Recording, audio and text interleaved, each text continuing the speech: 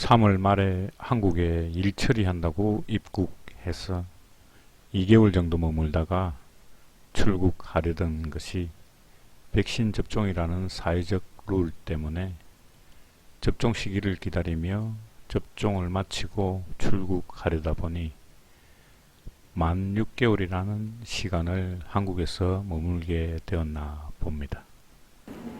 2차 백신 접종을 마치고 음성 확인서를 준비해서 9월 28일 프놈펜으로 출국하기 전 마지막으로 누나 집에서 된장국 한 그릇 먹으면서 또다시 긴 헤어짐을 준비해 봅니다. 프놈펜으로 출발하는 저녁 비행기를 타기 위해 아침 일찍부터 진주역에 KTX를 타러 왔습니다. 코로나 이전엔 공항버스로 인천공항으로 바로 가곤 했었는데 요즘은 25,000원 요금의 지방공항버스가 운행 중단이 되어 가지고 57,000원 정도의 KTX를 이용해서 약 3시간 30분 정도 달려서 서울역에 도착했습니다. 잠시 쉬면서 아들 한번 만나 커피 한잔 함께 한 후에 다시 인천공항 가는 지하철을 타고 공항 제2청사로 갈까 합니다. 세상 대부분의 아들 둔 부모들의 심정이 그렇듯이 저 역시 당부할 말은 차 조심하고 여자 조심하고 술은 가능하면 마시지 말고 건강이 최고의 재산이니 운동 꾸준히 하고 돈도 중요하지만 마음 편하게 사는 것과 자유로움이 소중한 것이니 항상 모든 것을 조심하면서 생활하기를 바란다는 어쩌면 너무도 상투적인 당부만을 하고선 내가 추구하는 삶을 향해 떠나게 되나 봅니다. 서울역에서 지하철을 타고 1시간 15분 정도 걸려가지고 인천공항 제2청사에 대한항공 프놈펜 출발 비행기를 탑승하고자 출국 수속 후 탑승 게이트에 도착했습니다. 항공권 체크인과 수화물 처리 시에는 기내 수화물 12kg 한 개가 무료이고 위탁 수화물 23kg 한 개가 무료인 항공권을 38만원에 구매를 했었는데 위탁 수화물 캐리어의 무게가 35kg인지라 항공사 운임 기준상 15만원을 추가해야 하는 무게에 해당되는지라 사정에서 75,000원 추가를 적용해 달라고 부탁을 하니 고맙게도 그렇게 적용해 주어서 직원의 배려에 고마웠나 봅니다. 저는 비즈니스석을 이용할 여유가 없기에 항상 가장 저렴한 항공권을 발권하는데 일반석 중에는 가능하면 저는 맨 뒷좌석을 선호하게 되나 봅니다. 화장실에 오가는 승객들로 인해 조금 불편한 것도 있지만 옆자리가 빈자리가 될 확률도 높고 장시간 비행 중 잠으로 시간 때우는 것에 있어 중간 자리보다 편한 느낌 때문인가 봅니다. 오늘도 누워서 가도 될 듯 하네요. 수많은 사연 담아 가는 곳이 어둠이야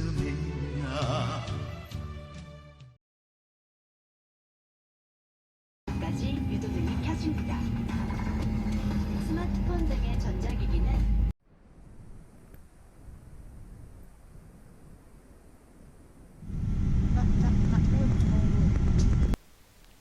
입국장으로 가는 통로 유리벽 건너편이 출국행 비행기를 타는 곳인데 간단한 음료나 패스트 패스트푸드점 양주 담배 코너는 운영을 하는가 봅니다. 비행기 내에서는 캄보디아 입국 서류 3장을 주면서 미리 작성하기를 권하는데 프놈펜 공항 입국장에서 비행 중에 작성해 둔 것을 간단히 확인하는 첫 절차입니다. 세관 신고서, 건강상태 확인서, 입국 신고서 등을 작성했는지를 간단히 점검하는 직원이 있네요. 그 다음은 입국 심사를 받기 전에 입국 허가에 필요한 서류를 제출하고 검사받는 곳에서 4줄 정도로 서서 순서를 기다립니다. 영문 코로나 음성 확인서, 유효한 비자, 포르테 코로나 보험 가입 증명서 3가지를 확인하고 그 다음으로 격리 호텔을 지정하고 선결제를 하고 온 사람과 격리 호텔을 지정하지 않고 이곳에서 현금 2,000불을 디파짓 할 사람에 따라 나누어주는 서류가 다른데, 지정하고 온 사람은 입국 서류 검사 후에 출입국 심사대로 바로 가면 되고, 랜덤 방식으로 온 사람은 입국 서류 검사 후에 바로 옆에 있는 4곳의 은행 창구에서 한 은행을 선택해서 현금 2,000불을 예치한 후에 예치금 영수증을 받고 출입국 심사대로 가면 됩니다. 출입국 심사를 받을 때 제시한 여권과 각종 자료는 돌려주지 않습니다. 즉, 여권을 출입국 심사대에서 돌려주지 않습니다. 당황하지 않으셔도 되고, 여권은 보관 후에 14일 뒤 격리 해제되는 날 돌려받게 됩니다. 출입국 심사를 마치면 통과하라고 하는데 그 이후에 위탁 수화물을 찾게 됩니다. 위탁 수화물을 찾으시고 짐을 챙겨서 다시금 비행기 좌석 번호에 따라 2줄로 나누어 서게 됩니다. 비행기 티켓을 안내 직원이 체크하면서 코로나 검사를 받기 위해 어느 줄에 서야 하는지 안내해 줍니다. 좌석 번호가 적힌 종이를 가지고 있는 것이 편합니다. 여권은 14일 뒤 격리 해제되는 날 돌려받게 됩니다. 짐을 가지고 검사를 마치고 나면 바로 앞쪽에 다시 줄을 서게 됩니다. 그 줄은 각 호텔로 가는 버스를 타기 위한 대기줄입니다. 이 시점에서도 직원이 가라고 하는 줄에서 기다려야 합니다. 어느 줄에 가라고 한지 확실히 알고 줄을 서는 게 중요합니다. 왜냐하면 입국자들마다 격리할 호텔이 다르기 때문입니다. 지정 호텔로 오신 분들이 있고 랜덤 호텔로 오신 분들이 있기 때문에 가야 할 호텔별로 줄을 서게 하나 봅니다. 그리고 여기서도 조금 줄을 선 상태로 버스 탑승을 위해서 기다려야 합니다.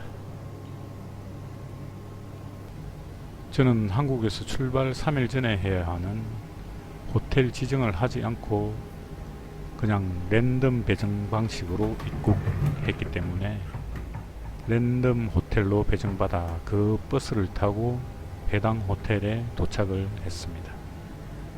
지정 호텔이 랜덤 호텔에 비해 비용은 약 350에서 800불 정도, 비용이 높은 점도 있지만 호텔마다 장단점이 있기에 랜덤 입국이 좋은지 지정 호텔이 좋은지에 대해서는 딱 꼬집어 평가하기에는 어려운 것 같습니다. 제가 배정받은 호텔은 도착과 동시에 호텔 마당에서 식사에 대한 주문 여부를 선택하게 할 수 있게 해주었습니다.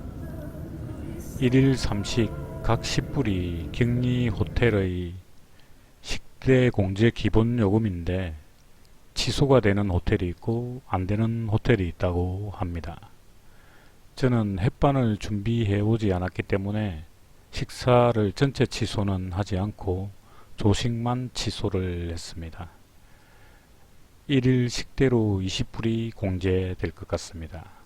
그리고 호텔 트윈룸 선택해서 역시 격리 호텔의 기본 요금인 1박에 60불 공제되는 체크인 서류를 작성하고, 또 저는 흡연자이기 때문에 흡연 가능 룸을 요청할 예정이었는데 이 호텔은 체크인 시 검연룸 카운터와 흡연룸 체크인 카운터가 미리 준비가 되어 있어 상당히 만족스러웠습니다. 밤늦게 호텔에 도착했는데 새벽 1시경에 일단 먹을 것을 주네요. 룸 시설은 불만스러운 것은 전혀 없는 듯 합니다. 단지 입국 시에는 항상 기본 반찬과 김, 고추장, 라면, 군것질거리 등은 꼭 챙겨서 오신다면 격리 생활에 많은 도움이 될 것 같다는 말씀을 드리면서 캄보디아 재입국을 하면서 개인의 기록도 남길 겸 혹시 처음 캄보디아를 이 시기에 입국하시는 초보분들에게는 조그마한 도움이 될까 싶어 어설픈 영상 한번 만들어 보았습니다. 그리고 이제 추가로 말씀드린다면은 저도 지금 캄보디아에서 11월경부터는 격리기간을 7일로 단축한다는 보도가 khmer 신문을 통해서 보도가 되고 있습니다. 저도 그게 10월부터 시행되기를 바라면서 한국에서 기다렸는데 정확히 아직 시행 날짜가 발표가 되지를 않고 있습니다. 10월 5일경 이제 퍼춘번이라는 캄보디아 명절인데 그 명절을 전후해서 격리 기간을 7일로 단축하는 시행일을 발표한다고 하니까 빠르면 10월 중순경이나 늦어도 11월경에는 입국 시 격리 기간이 7일로 단축될 것 같습니다.